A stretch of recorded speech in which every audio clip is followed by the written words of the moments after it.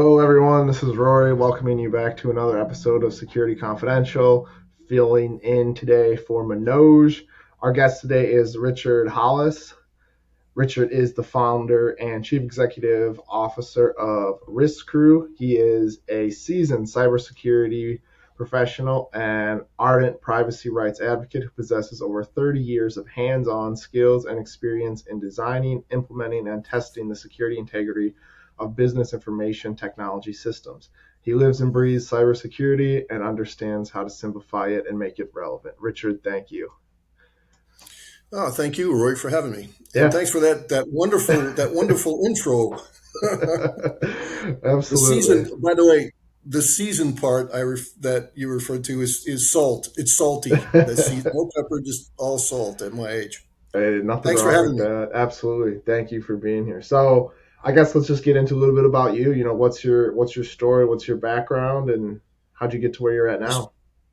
my story, my background. It's a long story. I'm an old guy. I've been in cybersecurity for well over 30 years. Hmm. Prior to that, I was working for the government as a physical security expert, bypassing locks and alarms and CCTVs and whatnot. And then I did that in Washington D.C. for years and years. And then suddenly, computers started to be more and more attractive to me. So I took a side note and got into what is now cybersecurity. It wasn't called that at the time. I don't think it was called IT security at first, but it's gone through a lot of changes. But no, I've been around a long time. Primarily, I started, like I said, started with the government and then into computer security with the government. Then took a job in the private sector and came over to Europe and did that for a while. And I started a company over in London. It's called Risk Crew, and no products, just things like risk assessments and security penetration testing, red team testing, breaking into systems and things like that. And I've had the company now for 20 some years, I think. We're Okay. located in London and we're having a blast doing it. It's a great, times are exciting to be in cybersecurity. It wasn't that sexy when I first started, but now everybody's talking about cyber. But when I was there, nobody would recognize you if you're sitting in the back of a room. And if you had something to say, nobody really wanted to hear it. I started the company right around the .com boom, when it was all e-commerce, e-commerce, e-commerce. And nobody thought about security for e-commerce platforms. So, Right. we're always like, the industry is always a step behind a technology breakthrough or some sort of, burst in whether it's technology or e-commerce ways to make money on the internet. So I always felt like I was in the shadows of some big star right before me. Yeah.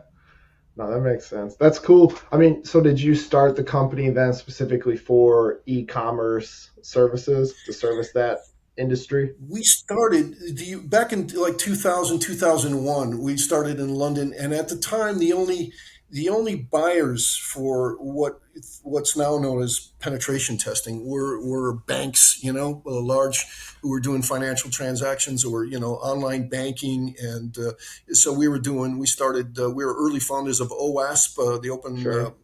Web Application Security Project, in the UK, and the game was on a application level, so we started doing application penetration testing.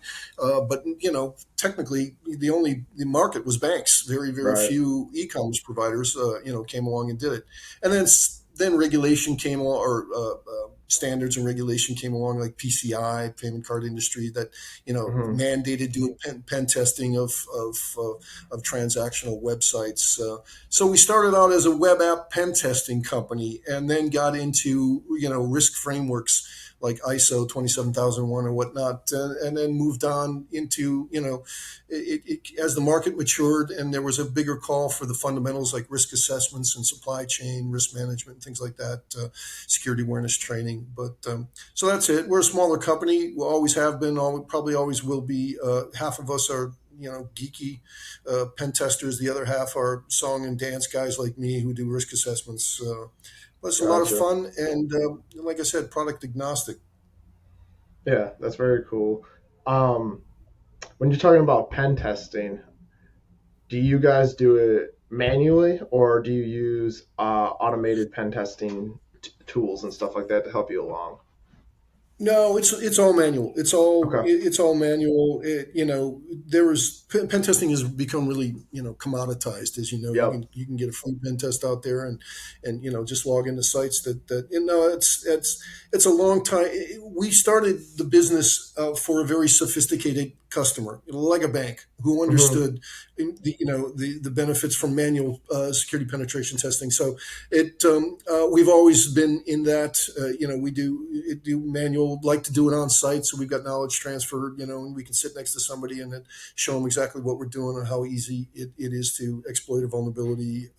Right. But at the end of the day, we're picking up. I think Rory, the fun is doing things like red team testing and Yeah. not just looking for vulnerabilities in technology, but in people and process as well, and getting Hmm. on site and social engineering. It's a blast, Yeah. and that is now that at one time that was again a sophisticated client. Now that's starting to be seen as a much better way to do what is called penetration testing, a more holistic view of how do I bypass all the security controls that I'm relying on to protect my Yeah. data.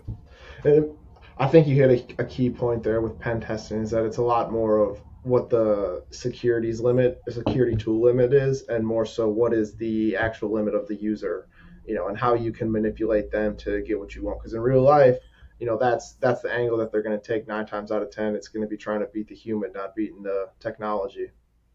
Oh God, yeah, yeah. That's what everybody puts their money in technology and always have been. Of course, our industry promotes that. Buy this Hmm. firewall, this IDS, this Yeah, it's all IPS, it's this it's a anti malware. product. Buy Everything's a the product. exactly. Exactly. Buy this product, and year after year, they're spending more and more and more on product, and they're Right. still, and every year, year after year after year, there's more and more and more breaches, and they just haven't put two together. A threat actor is going to take the path of least resistance, and if that's through a person rather than a firewall, that's the way they're going to go. So it's odd that we just don't seem to learn that. We're driven. Our market, our market is driven by cybersecurity product marketers who tell Right. us, cybersecurity equals this thing that I want to sell you.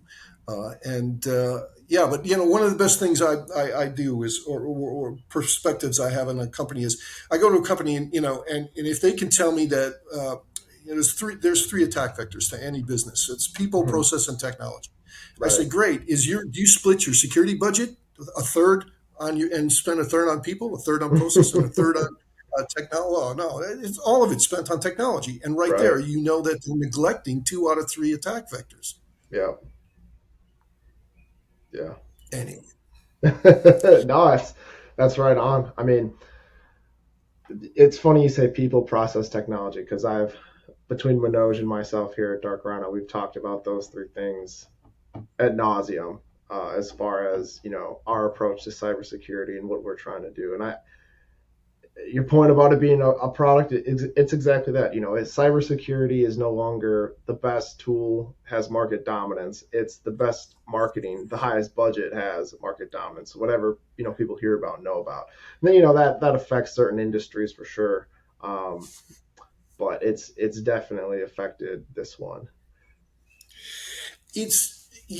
okay, Rory, I'm an old guy, as you can see by the color of my hair. I've been around for a long time, and you know what? I'm at that point in my profession where I look back and I'm really disappointed with the cybersecurity industry.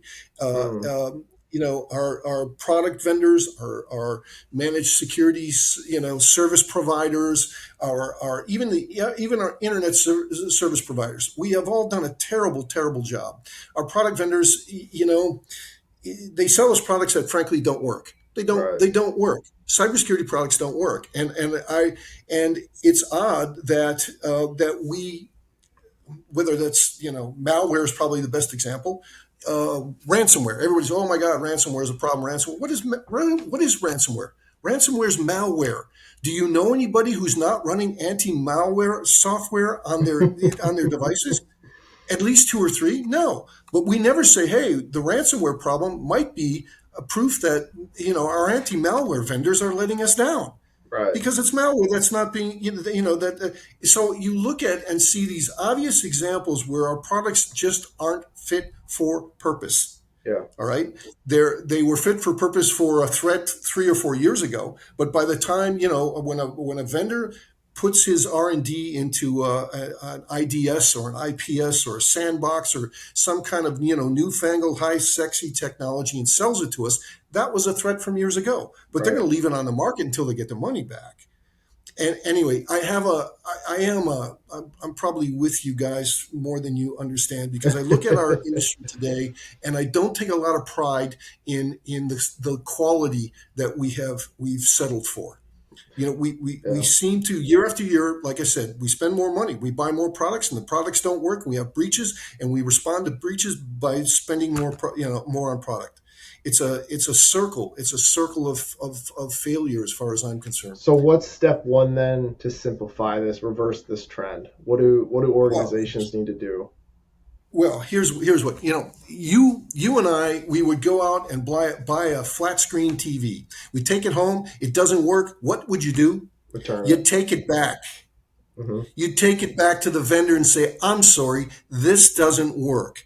But no, we buy a firewall, and a firewall is supposed to prevent specific traffic going through a port. And if it doesn't, do we take it back and say, I'm sorry, I bought your product to stop traffic through certain ports and it doesn't work. I'd like my money back, please. So I think it all starts with, I know I've got, my brother will send back his Coke at a restaurant if it doesn't have enough ice in it, or if it has too much ice in it. Right. If we started to actually practice, a certain consumer, requirement for excellence in our own industry. And when things don't work, we send them back. That would be step one. But our Hmm. product vendors, our service providers, bear absolutely no accountability and no liability. All right, we have a breach, like I said, ransomware. We have a breach. Why don't we pick up the phone and call our anti-malware vendor and say, "I'd like my money back, please. I just got ransomware, Right. and can you cover my cost because because the impact has been X." Yep. There's absolutely no connection between what we buy and customer satisfaction in this industry, and I just don't get that, Rory. I get cranky when I say salty. I'm really cranky. So I think it all starts with us. Yeah. We have settled for crap in the cybersecurity industry. We buy stuff, it doesn't work. We say nothing. We just buy more stuff. Right. And you know what else I'd point out to you? It's things that we don't talk about in our industry include, cybersecurity vendors profit from the insecurity of computing. Hmm. Let me say that again because I'm a bit of a drama queen. Let's Cybersecurity hear it. vendors profit from the insecurity of our computers, period. It's like the pharmaceutical industry, who makes a lot of money Yep. selling us, pills for our sneezes and sniffles and all our viruses and our infections and all the things that bug us. And you got to wonder, I mean, they make so much money treating the symptoms that it seems in our industry nobody's looked at the cure. Right. And if it was, would we buy it? Would they sell it to us? Yeah. Because there's so much money in treating the symptoms. No, I So think that's my it's, I'd agree with you. It's the classic doctor model. A patient cured is a customer loss, right? So you gotta, you that's gotta, you gotta keep them coming back for more. And that's it.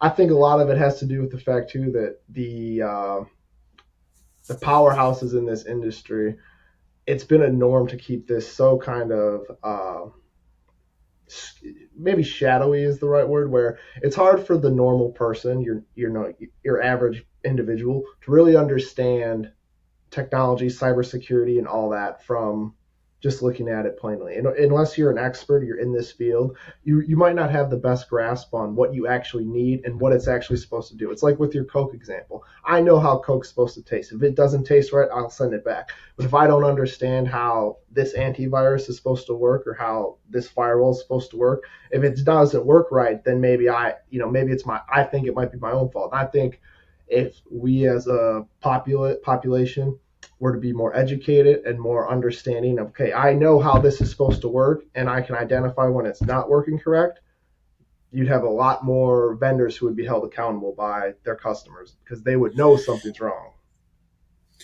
I agree with maybe half of that, Rory, because I Hmm. know when I turn on, I don't know anything about flat screen TVs, but if I turn it on, it doesn't work or the picture's always fuzzy. I know Right. it's, just like I don't know a lot about firewalls, but if I turn it on and traffic still comes through that shouldn't come through, and I bought an IDS and I have a breach and it didn't detect it, and Hmm. it's called an intrusion detection system, Right. I don't have to be a techie geek to know, hey, maybe I bought the wrong IDS. No, I bought something to detect intrusions, and I've got an IDS that I spent X for, and it doesn't work. Yeah. There's just I agree with you that there's a certain amount of, and vendor products are filled with, we buy them out of fear, uncertainty, and doubt. Be Yep. afraid, be very afraid. And there's all these, they're overstatements, and uh, they're hyped up to us in marketing terms that, what's the next generation, antivirus? What's that? What's a multi-generation? Is that some sort of antivirus tool from 20 years ago plus this? We purposely shroud these products in this speak that confuses everybody. But at Right. the end of the day, either the firewall works or it doesn't. Either the intrusion detection works or it doesn't. Either the anti-malware is very, very simple. You buy an anti-malware and you get malware. I'm sorry, what else do you have to say other than pick up the phone and call the vendor and say, did I configure this wrong? Did you Yeah. configure this wrong? Here's one of the biggest tests I always have before I work with customers who say, should I buy X? And I say, hey, let's go to Google and type in vendor X's name and see if they've been breached. Hmm. Because you know what, Rory? The top 20 vendors in our industry, the top 20 vendors in our industry who sponsor all the conferences that you and I go to and, underwrite all they spend billions of dollars marketing their services. Top 20 have all been breached in the last 18 months. Right. The top, name them. And you see this, and you think, whoa, don't they use their own products? RSA loses their code to hackers. I'm sorry. And so we all got to buy another RSA encryption product because the RSA encryption. Fortinet, Sonic Wall, read the papers every day. Our cybersecurity vendors are getting hacked by threat actors. And these are our trusted products. These are the products we buy to secure our systems. Right. They've now become threat vectors of choice for cyber criminals because they know we count on those sonic walls and those and those Fortinet firewalls and RSA's encryption and our own. And so they don't even practice what they preach. My point is they're not leaders, they're not shepherds, they're sheep. They're just as lost as we are. Right.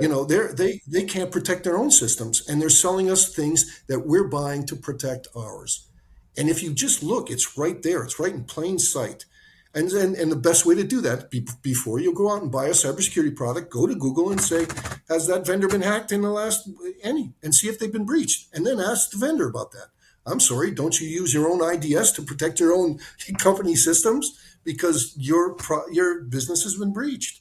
Right. And that's what I mean as consumers. We're not smart enough to connect those dots. We're buying very expensive things that, if they don't work, have a dear impact on our businesses. And so the basic due diligence of before we buy a firewall or antivirus or intrusion detection or whatever it is we're going to buy, an encryption product, by going out and say, have they lost this encryption algorithm before? Have they been Yeah. hacked? And just seeing, do they know something that I don't, before I buy their product, and ask them about that. You're buying an IDS. This is what I'm talking about. Do you guys use that IDS? Has it ever been part of a breach? Has that IDS ever been part of a customer breach that you're aware of? And if so, why? Because of bad configuration? Because of, and this is what's lacking as consumers. We don't extend the same, you know, requirement for excellence that we do on everything else we buy, from flat screen TVs to telephone watches to gym memberships. Right. If it doesn't work, why is it that our industry doesn't complain about it and doesn't do basic due diligence? What is it about the cybersecurity industry that makes it exempt from consumer satisfaction? Yeah. If I had to guess, like I said, I'm being rhetorical there, no, Rory, I because know, believe me, I'm right with you. I do think though it comes to that. Cybersecurity is perceived as being a very technical man's game, right? You have to understand this and that and the other thing. But if you break that down like you just did, If people had that broken down for them, business owners had that broken down for them to say, hey, this is what it's supposed to do. If it doesn't do this, it's junk. Return it. If they had that mindset, If it I think it doesn't would be meet the changed. objective, right? The Right. objective of the product is supposed to do X. Like I buy a car. I don't know anything about cars, especially these days. When I was a kid, I could, pop a hood and start. Yeah, nowadays, yeah, but I'm saying you jump in a car, you turn the key and it doesn't go anywhere. What Right. else do you need to know? Yeah. It either meets the requirement of the a firewall, anti-malware. These are very simple concepts here to keep malware off of our device. So once you get malware, what else do you need to know other than, did I do something wrong? Was it misconfigured? Is it a user problem? Please, Mr. Vendor, can you explain to me how I got malware when I just paid you X for something called anti-malware? So I agree. I take your point, and you're absolutely right, Rory. There's a technical competence Hmm. maybe, but at the end of the day, it's just consumer satisfaction. Yeah. How many firewalls need to get breached before we understand? Is there any? What is it? A really good example I think I have is like security incident and event management tools, SIM tools, right? Right. Yep. And we're sold this idea of false positives. Hmm. Okay, so we got SOCs and we're monitoring SIMs, and there's false positive, there's a false positive, there's a false. I'm sorry, what is a false positive? Why don't we call it what it is? It's a false alert. It's not positive, it's not negative. You got to get off your backside and go investigate it. All right. And Right. do you know that the industry average is 40% false positive for any SIM product out there? Wow. Now that means 4 out of 10 times, 4 out of 10 alerts are going to be quote unquote false positives. All right, we've accepted that as consumers, but I'm telling you, why haven't we said, "Hey, wait a minute, if the product's wrong 4 out of 10 times, Yeah. maybe I'm just spitballing here, but maybe it's not, fit for purpose. Maybe you're not ready for the market." Right. And that's the kind of consumer logic I just don't, why are we sitting behind SOCs? Because what happens is what everybody talks about happens. SOC analysts are looking for, 4 out of 10 are wrong, or they've got to investigate them. So they stop monitoring and they stop responding to them because, oh, that's probably another false positive. That's probably another false positive. I just checked that something like that the other day. It was a false positive. And so it's gotten to where like 1 out of 3 alarms, 1 out of 3 events identified in SOCs aren't investigated because there are, Right. could be a false positive. Meaning Right. people are just tired of chasing down ghosts, into rabbit holes because the products gives us false positives when it should just say intrusion, yes or no. Should be a binary call. Yeah. Yeah. We had a guy on here a while ago. I actually had the pleasure of doing his talk as well, but he talked a lot about analyst fatigue and tying that to, false positives and how you get these analysts who just are burnt out after 6 months because they spend their whole time running down, these false positives. When you said that 4 out of 10 thing too, immediately I thought of, I don't know any gun that would do well selling if its claim to fame was that 4 out of 10 times you try to pull the trigger, the bullet won't go off. That Yep. it's not Yep. going to And then, sell by the way, very well. by the way, that's down in the last 5 years from 47%, and that's almost half. Right. And still, we buy products that have a 40% margin of error, and that say that right up front. You sign a service level agreement that says you understand false positives, but I'm sorry, a false positive. Then the name is right there in what they're calling it. False positive. Is it false? Is it positive? We don't know. Why don't you go look at it? Okay, thanks for that help. Yeah. Really appreciate it. But that's that kind of attitude that I don't think we demand. Here's where I'm going with this, Rory. We Hmm. don't demand better from our cybersecurity vendors and security service providers. And that's my lesson learned after 30 years. I look back and say, I wish we would have demanded more. I wish we would have sent that Coke back because it didn't have enough ice, or that because it wasn't Coke, it was something else. I just don't understand how we have allowed vendors to, especially when year after year. And I heard this on one of your, on, in fact, a podcast from a guy that was on with you a couple of weeks ago, and he said every single year we spend more money, and every single year there's more breaches. What's wrong with that? Right. And this is and what's wrong with that is we every time we have a breach, what do? We buy more products. And it's that circle, it's a hamster circle that we just keep on. That's what we do. Oh, we had a breach. Let's buy another product doesn't work, we have another breach. It's and here's where I'm going with this. To me, you look after any major breach that comes through WannaCry, or a huge problem that comes through the look at our top security vendors, and all of them have significant share price increases. They Mm-hmm. make more money.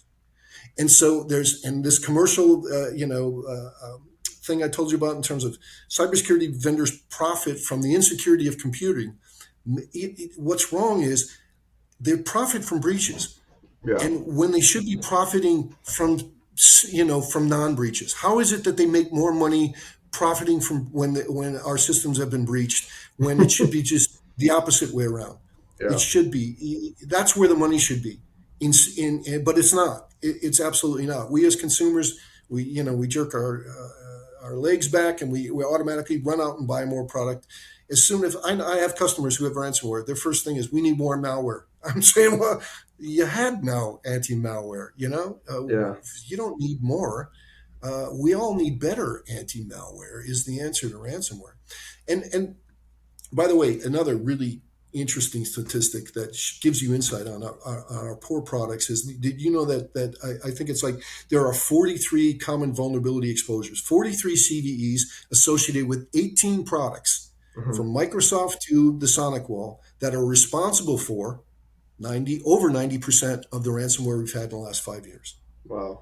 So I'm saying there's 18 products with common vulnerabilities that have already been announced to everybody that we're not patching, that's being exploited to upload ransomware, and Right. it's all through products. 90%. And yet we don't look at our vendors as part of the problem with ransomware, is because it's poor. Our vendors don't even practice security by design. Yeah. I mean, that statistic right there speaks for itself.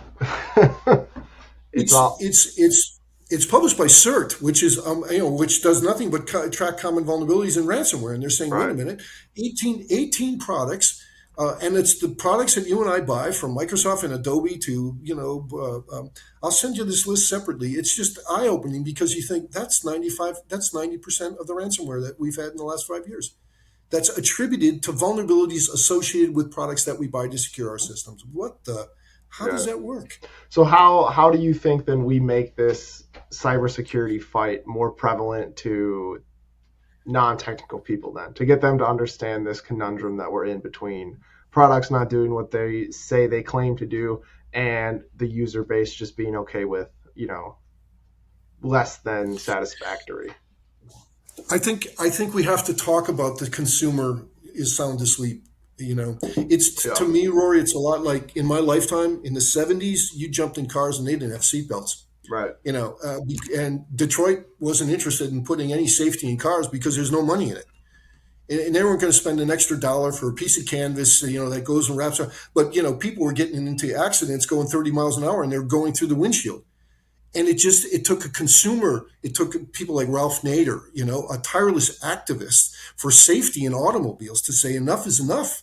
Too many people are dying because and then suddenly consumers started to be attracted by, oh, I don't know, secure automobiles. Like I remember Volvo was the biggest, was the coolest, because it Mhm. was secure, and it got and suddenly next thing you know, we had airbags in cars and shoulder harnesses, and anti-lock brakes, and shatterproof glass, and everything is not, and now it's the norm.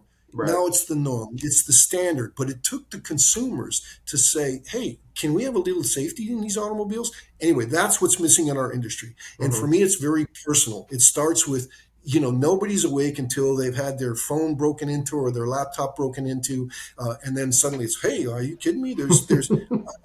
I thought I bought something to protect myself from this. Yep. So I tell my friends, I tell my family, you got to make it personal. You got to make it personal, because nobody's going to look out for you. Nobody's going to look after the privacy of your data. Big companies aren't, and your data has very intrinsic value. Your data is cash out there in today's, market. Mark Zuckerberg knows it. That's why he's a billionaire and you're not. Whether where you've been, where you go, your geolocation, your likes, your dislike, what time you turned on your mobile, what time you turned it off. All of this is data equals cash, and Right. that data is not protected.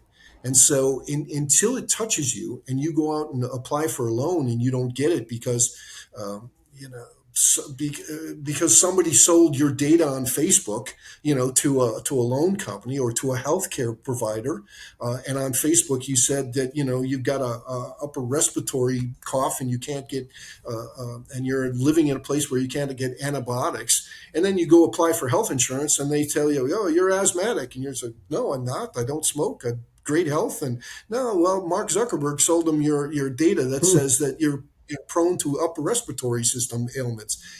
Until that happens to us, you as a person, me, or even a business, I don't think we take it very seriously. We keep buying crap that doesn't work. And, but I don't, honestly, I talk to my clients who've had breaches and I say, right here, we do forensics investigation and say, came in through this port right here. And that port shouldn't have taken that traffic. In fact, it says right here in your SLA and they were supposed to be, and they bought a managed service that port should have been monitored and somebody should have picked that up, and it's all gone. And at the end of the day, the client refuses, just doesn't go back to the vendor and say it didn't work. It was crap. Now, part of this is the service level agreements that we all sign, just like Right. we click, and we accept the terms of the vendors. But I tell you, all you have to do is not sign it, and or write on the bottom. And if I have a breach, you'll be responsible. Send that back and see how quickly your vendor calls you and says, "We can't accept this SLA." And then ask yourself, why is that? Hmm. Why wouldn't they accept accountability or liability if their product is involved or responsible for a breach? And that should say everything. You should tell you, you just bought a flat screen TV that doesn't work, my friend. Right. And until you start asking for more, well, I should say, until you start expecting more, then asking it, and then just maybe the vendors will start to, like Volvo did, and become, hey, maybe it's a secure internet service provider can make a lot of money out there. I'm all over the map on this, Rory, because I don't see. I think it's consumer awareness issue, but I don't. And the consumers I talk to are those technical geeks who understand how a firewall works, anti-malware scripting, and I can't get them to say, wait a minute, is it malware or not? Right. If it is, it is, and shouldn't the product have addressed that? Yes, it should have. Well, then pick up the phone and call the vendor and see what they have to say. Because if you don't call them, they're out there, and if they say, no, I'm sorry, we don't cover that, then say, okay, well, wait a minute. But I tell you, I'm an American. I'm living over in London, and I always, for me, the Americans are a very litigious group, and I think you know, it might take a lawsuit or two. Say, I bought this firewall from you, and I still had a breach. I'd like my money back, and I'd like to sue you because I had ransomware that took my business down, and you were responsible for it. Right. I don't know why. All I try to tell everybody is, or tell my friends, my family, and the businesses that I consult to, are, you got to take this personal. You have to take it personal, because it is. This is our personal data being taken from us by Right. nation states, by cyber criminals. This is data about people's husbands, their wives, their mothers, their fathers, their grandmothers, their granddaughters. This is medical data. This is DNA, for crying out. It doesn't get any more personal than that. How It's not ones and zeros. How do we not see this as a very personal thing, that can have a profound effect on our privacy and the rest of our lives, because that data, whether it's stolen or monetized by a bona fide company, is being, can have a detrimental effect, a real detrimental effect on your life. Once you've lost your personal data, our DNA is out there being sold by ancestry.com, or anybody else Right. who uses those kind of, look up my family tree for free. Yeah, what's for free is give us some DNA. Yeah. And, 2 generations from now, when your great grandkids can't go to school because they have the wrong DNA, you're going to think, oh, geez, we should have protected that DNA. Yeah.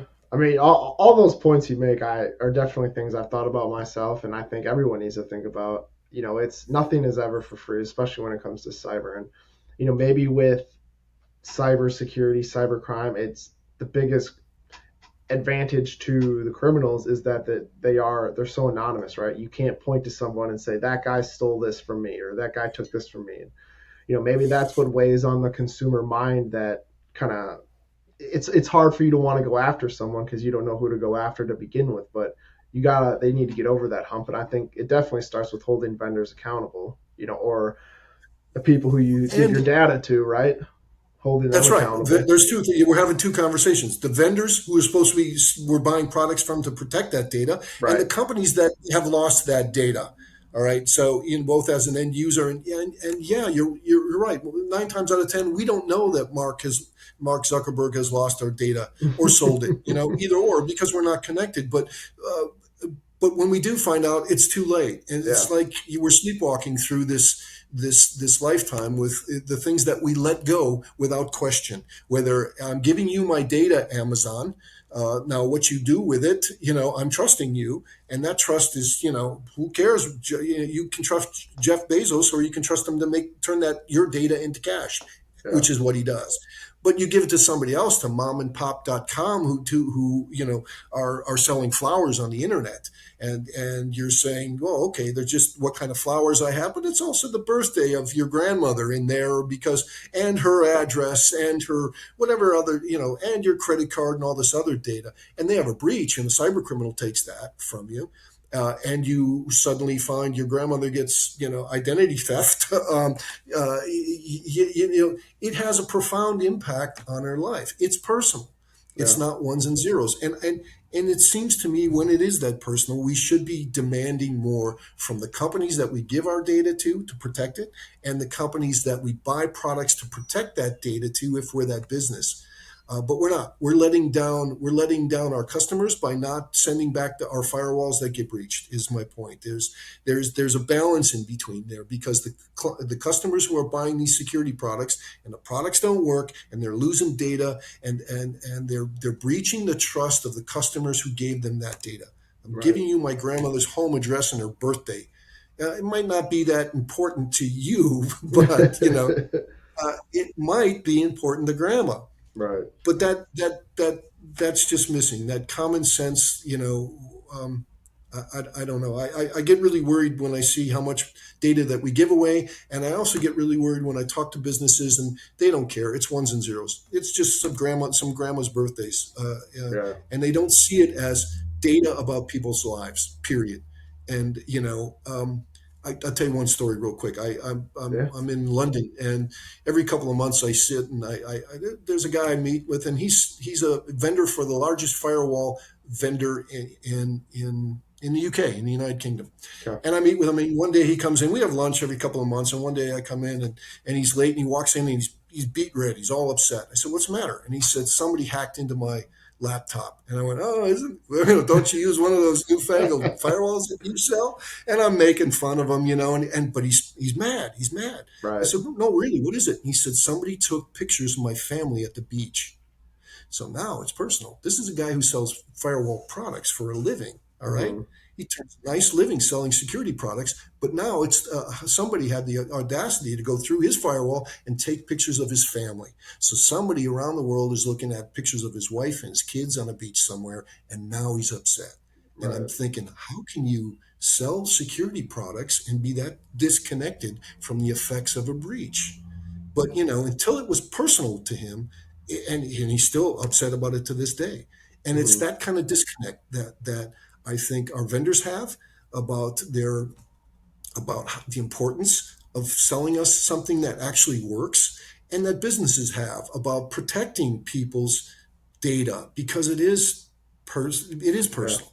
And it doesn't get any more personal than this. I mean, you could send your Coke back for too much ice or too much, but you're engaged in a quest for quality there in that transaction, right? I want the Yep. right ice in my Coke. I want a flat screen TV to work.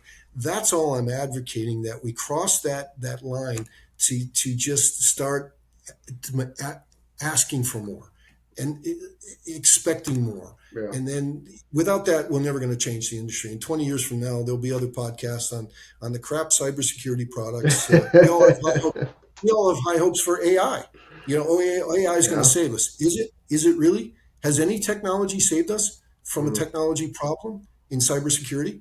Cybersecurity has always been a bolt-on in my 30 years.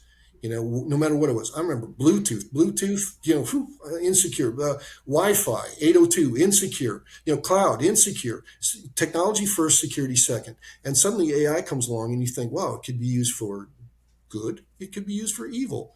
And if you don't think it's being used for evil right now, you Mm. just don't understand how, cyber criminals work. Yeah. Well, I know you talk about cybercrime.com and the org chart. What is that? Can you dive into that a little bit for me? Yeah, well, I don't. For me, what I dive into you for is just this awareness of how sophisticated cybercrime is. I mean, Hmm. we all think it is, we all know it is, but we don't understand cybercrime today as a business. There's two threat actors out there who changed the landscape completely. One, nation states. Yeah. Nation states, you just can't compete against them. A nation state puts its resources against your business. You just throw up your hands. You can't fight that. It's like that. Remember Crocodile Dundee when he's walking across the park with his girlfriend, and some kids jump out, and she says, "Mick, give him your wallet. He's got a knife." He said, "That's not a knife. This is a knife." And he pulls out that big. That's nation states on the threat landscape. Their resources, their capability, just dwarfs anybody out there. Yeah. And I always thought it always would be. It's like, they play on a completely different level. Not so much these days because organized cyber crime gangs have increasingly upped the ante. It is now people think of it like, some Russian mafia, and they are. But the first cybercrime about 3 or 4 years ago, I was at a conference in Amsterdam, Hmm. and somebody said, "Here, let me introduce you to," and they gave me his name, and he was a journalist who investigated cybercrime. And I started walking, and he said, and he's whispering in my ear. He said, "This guy right here, he's probably the third highest cybercrime criminal in the world." And I'm walking over to him, and he's in a three-piece suit, and he opens up his mouth and he talks to me with an English accent that could cut glass, and he's got shoes that are worth more than my car, and he is one of the most. And I sit down with him and have a pleasant glass of red wine as we discuss the cybersecurity threat landscape out there, and I'm thinking, well, he's one of the biggest players out there, and he's Hmm. running one of the biggest organized cyber crime groups out there. The point is that these things are more sophisticated in terms of structure. They have a CEO, they have a CFO, a funding officer, they have an HR officer, they have a marketing department, they have a sales department who sells all the commoditized ransomware as a service. They are more structured than my business. I run a business, and for 90% of the businesses that I talk to, and their business is hacking. Their business is to hack into your business, and they make money at it. Yeah. They say crime pays, but organized crime pays a lot more. Uh, um, and their business model is hacking into your business. And that's what we just don't connect the dots. We just think, oh, they're cyber criminals. They're out there, g- grabbing grandma's identity and trying to, do some identity theft. No, no, no, no, no. They're targeted. The things that they target and the structure that they have. Do you know that the average C level what would be a C level, like a CFO level in an organized crime gang, makes about 15 million US dollars annually. Wow. 15 mil. A mid-level manager, all right, people will go out there like an HR manager who's recruiting coders to code new ransomware, things like that. They make about 5 million US. And a coder, just somebody writing code, makes about $1 million US a year. Hmm. Big money. Now, I don't know of a coder, anybody who's working at a bank and developing, a web app transactional application who's making £1 million a year. Right. It just so the difference, and they can pay that because you can imagine when they invest, they get a return on that investment. And so this is a business that's out to hack other businesses, and they are very good at what they do. And it's that misconception. Over 70% of organized cybercrime, cyber criminals, quote Hmm. unquote, are over 40 years old. Wow. Over 40 years old, and they're making $1 million annual salaries. Low risk, high reward. It doesn't get any better than that. It Yeah. used to be that once upon a time, they said 2 out of 10 hackers worked for organized crime groups. It's the opposite now. 8 out of 10 work for organized crime. They have all consolidated and they've understand this is where the money's at. And yet, on the threat landscape, we still have this perception like there are a couple of kids, sitting in their basement eating pizza, hopped up on Red Bull, trying to infect a bank with ransomware. No, no, not at all. Extremely. These guys have 24/7 help centers. They have terms and conditions for using ransomware that they're selling to kids with Hmm. Red Bull who are hopped up on Red Bull. They have user manuals for the ransomware that they sell. They have, and like I said, help centers if you have a problem with it. Right. They guarantee 100% money back guarantee, for the malware that they sell. It's just this is a Wow. business that is we underestimate. We underestimate. We're going on, everybody's idea of cybercrime gangs 10, 20 years ago. That's not what the landscape looks like today. Um, the landscape looks like today is they're wearing three-piece suits and internationally with offshore accounts and move money like Citibank wishes they could move money. Yeah. So how did it get here then? If it started out as this idea of like, kids in their basements hacking grandma's account, when did it really become, okay, you know what, this isn't just that, this is a profitable business? When do you think that kind of switch took place? Well, it's been switching slowly by the commoditization of, you can buy denial of service credits now. You can buy, look at ransomware. Have you ever Hmm. been to a ransom? If you've ever had ransomware, they'll take you to a place on the dark web with, that says, they'll show you proof of life. So this is, yes, we've got, and it's like going through an Amazon checkout. You literally have a cart that says, put your key, to decode here for proof of life, see here. And even at the end of it, it comes to, I remember 5 years ago, I saw this when I was first paying off ransomware for a client who asked us to do that. And we did it. And I was just shocked. I'm on the dark web on some guy's website. And, we paid him for proof of life. He gave it to us.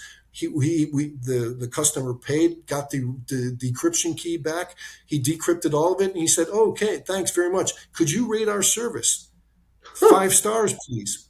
I'm not kidding. It is. They adopted the e-commerce model that everybody uses. That's All right, unreal. because of course what they want is they want a good reputation. If Yeah. we give you ransomware, we'll give you that decryption key. And so, Hmm. literally, could you please leave us a review? Was it a pain? Was it a pain to process your decryption? Would you recommend us? Would you recommend if somebody got infected? Would you recommend that they pay us? And that was 5 years ago, Rory. And Wow. so with the commoditization, suddenly the the the dark net is moving just like Silicon Valley, and they're adopting the same principles of e-commerce against hacking.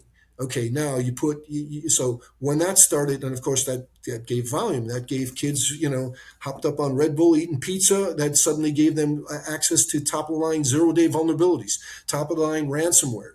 That was and then it became a question of cyber criminal gangs getting into the distribution of commoditized, weapons like ransomware, who gave it a worldwide view, and that's why ransomware took off so much because it was all commoditized. It Yeah. was, it wasn't the cyber criminal gangs who were actually they wouldn't go to the length of trying to infect somebody with ransomware. They'll just sell that ransomware kit to a hacker who's looking to make some cash and put himself through college, and that's it. And Right. that's big money. That's big. There's more money in the distribution of hacking tools. So that was the evolution. It wasn't that they were doing large scale identity theft. They were selling identity theft tools to kids Yeah. who were able to, who script kiddies and hacktivists who were able to up their game because suddenly they have tools like, like this is a knife. They had they weren't writing, funky scripts and Yeah. trying to do phishing,